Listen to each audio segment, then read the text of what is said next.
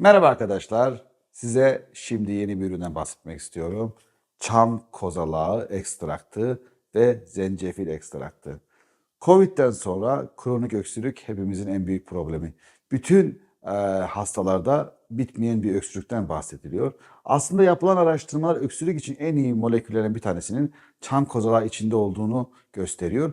Biz de bu üründe o ekstrat haline getirerekten size sunduk. Molekülü buradan verdik ve bunu zencefille ilave ederek hastaların daha hızlı tedavi olmasını sağladık. Çam kozalağı şurubu doğru ürün değildir arkadaşlar. Çünkü şurupta 100 derece civarında saatlerce kaynatılan bir kozalakta etken madde bozuluyor. Çünkü bu moleküller 80 derece üstünde bozuluyor. O yüzden çam kozalağı macunu evet ferahlatabilir çünkü içinde reçine var. Rahatlatabilir ama tedavi etmez sizi. Doğru yöntemle yapılan ekstraklar daha çok tedavicidir.